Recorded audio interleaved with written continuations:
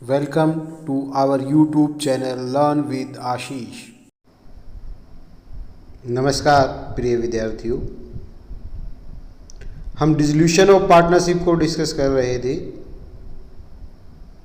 उसमें हमने Garner versus मर्रे के नियम को स्टडी किया। उससे रिलेटेड कुछ प्रैक्टिकल एग्जाम्पल्स, प्रैक्टिकल प्रॉब्लम्स हमने डिस्कस की जो विभिन्न एग्जाम्स में आई हुई थी पीछे। आई होप आप लोगों को वो समझ आया होगा। वीडियो हमारी समझ आए, पसंद आए, लाइक कीजिए ज़्यादा से ज़्यादा हमारी वीडियो को शेयर कीजिए। और अगर आपने हमारे चैनल को अभी तक सब्सक्राइब नहीं किया है तो जल्दी से हमारे चैनल को सब्सक्राइब कर दीजिए। आज इस वीडियो में हम गार्नर वर्सेस मर्रे से रिलेटेड ही कुछ और प्रैक्टिकल क्वेश्चंस को करेंगे जो कि CA के पेपर में आए हुए हैं, उनको डिस्कस करेंगे। तो देखते हैं कैसे और क्या है ये प्रैक्टिकल क्वेश्चंस। फर्स्ट है ABC 4:3:2 की रेशो में पार्टनर है। 31 मार्च 2001 को उनकी बैलेंस शीट गिवन है।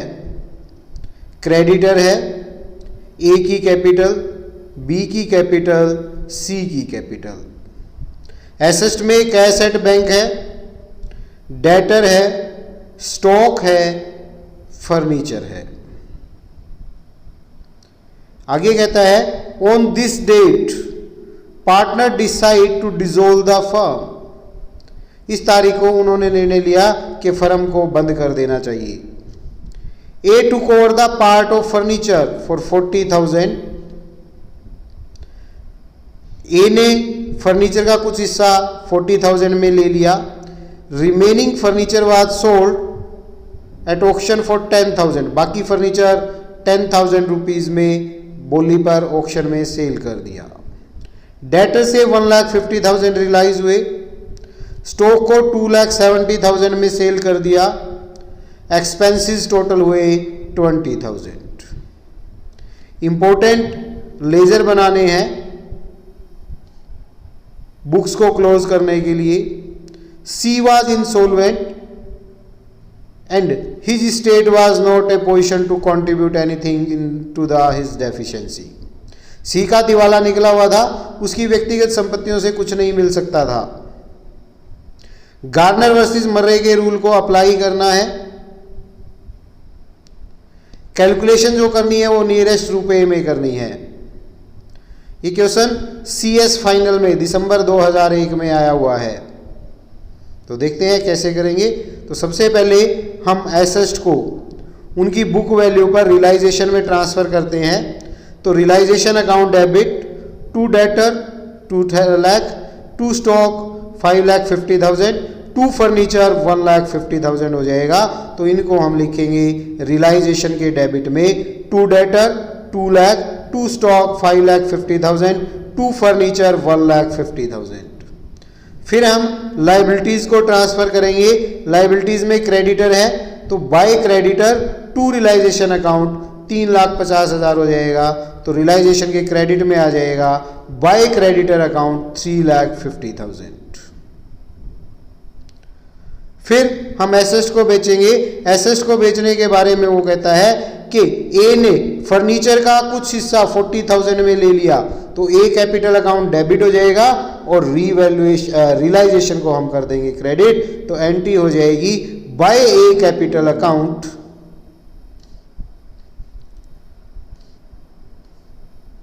Furniture taken 40,000। बाकी फर्नीचर को कहता है ऑक्शन में 10,000 में सेल कर दिया तो by bank auction for furniture 10,000। फिर कहता है 1,50,000 डेटर से और 2,70,000 स्टॉक से। 4,20,000 टोटल आए तो रियलाइजेशन को क्रेडिट कर देंगे बाय बैंक।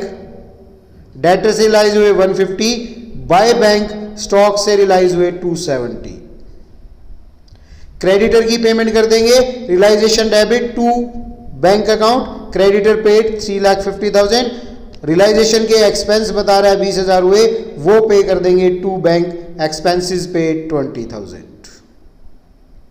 अब हम रियलाइजेशन का डेबिट और क्रेडिट का टोटल करेंगे।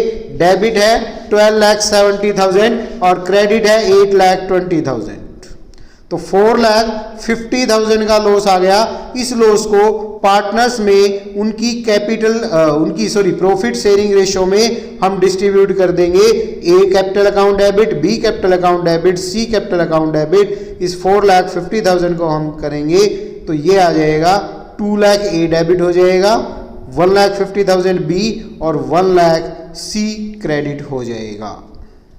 तो उनकी जो प्रॉफिट शेयरिंग रेशो है उसमें हमने ये डिस्ट्रीब्यूट कर दिया लॉस। जो प्रॉफिट शेयरिंग रेशो थी 432, उसमें ये शेयर कर दिया। अब बनाएंगे, पार्टनर का लोन अकाउंट तो है नहीं, कैपिटल अकाउंट बनाएंगे।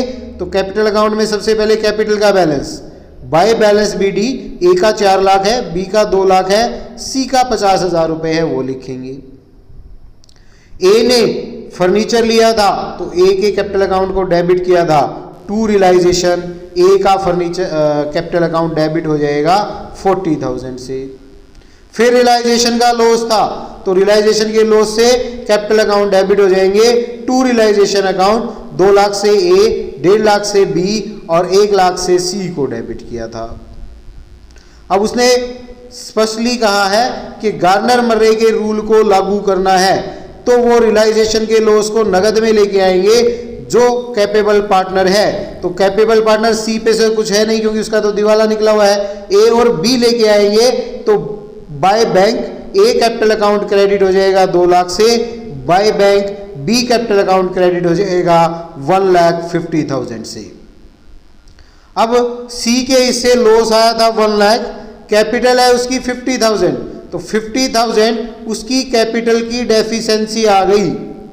अब इस डेफिशिएंसी को ए और बी बियर करेंगे उनकी कैपिटल की रेशो में, जो डिसोल्यूशन से जस्ट पहले उनकी कैपिटल थी उसकी रेशो में।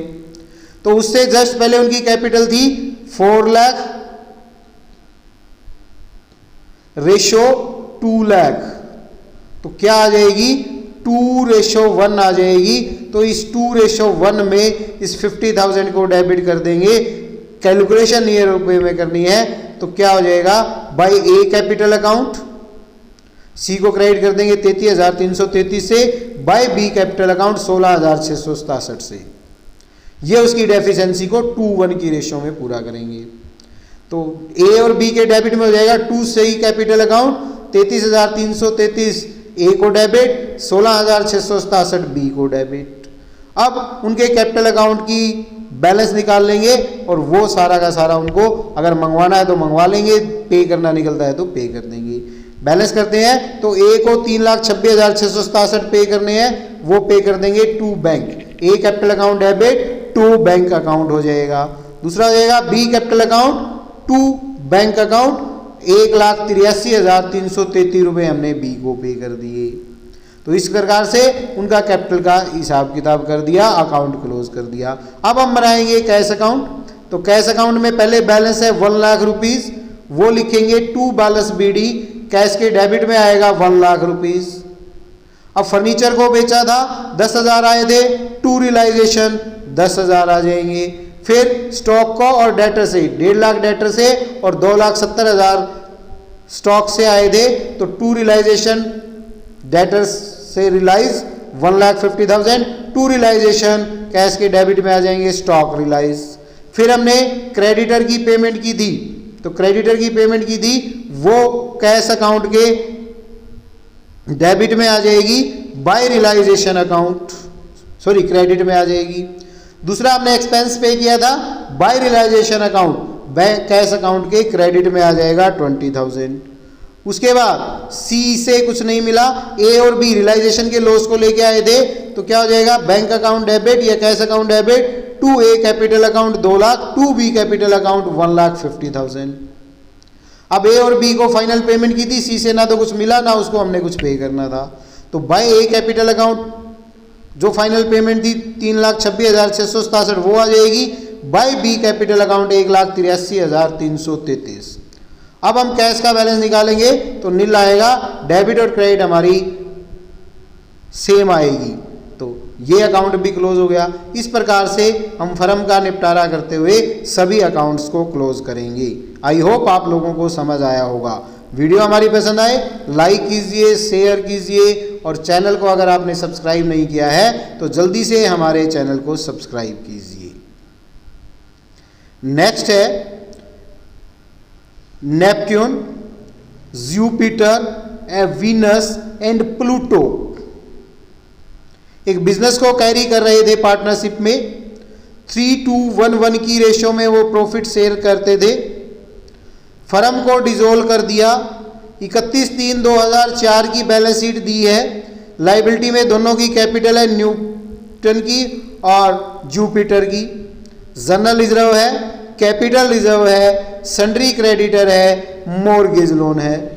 एसेट में प्रेमिसेस है, फर्नीचर है, स्टॉक है, डेटर है, कैश है, वीनस और प्लूटो की कैपिटल का बैलेंस है। दैट मीन्स उनकी कैपिटल डेबिट है, फर्म को उनसे पैसे लेने हैं। फिर क्या कहता है, एसेट से इस प्रकार रियलाइज हुआ, डेटर से 24,000, स्टॉक से 60,000, फर्नीचर से 16,000, प्रेमिसेस से 90,000। डिसोल्यूशन का एक्सपेंस 4,000 हुआ।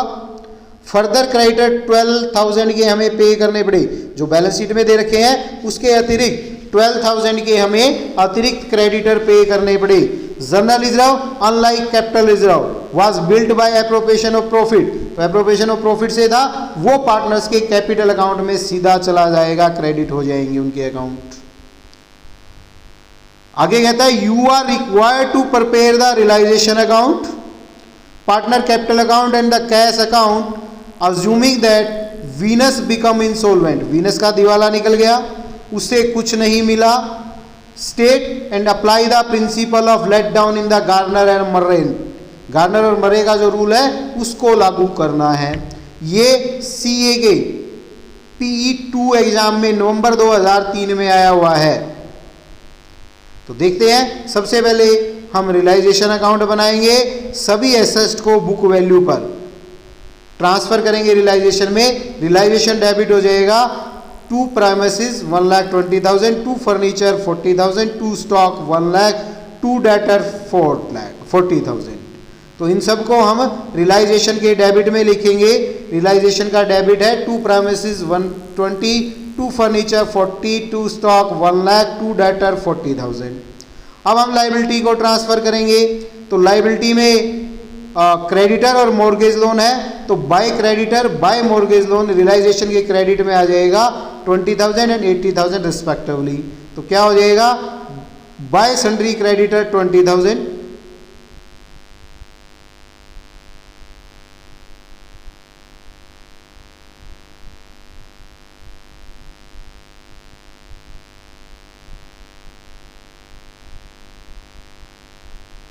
बाय सन्ड्री क्रेडिटर आ जाएंगे रियलाइजेशन के क्रेडिट में 20,000।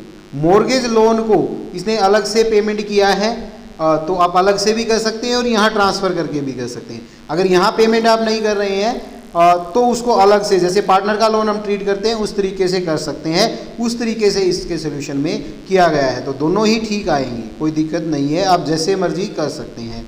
तो फिर एसेट को सेल कर दिया, एसेट को सेल किया तो क्या आया, डेटर से 24, स्टॉक से 60, 84, फर्नीचर से 16, 1 लाख और प्रेमिसेस से 90,000, 1,90,000 आ गई। तो ये आ जाएंगे रियलाइजेशन के क्रेडिट में बाय कैश अकाउंट।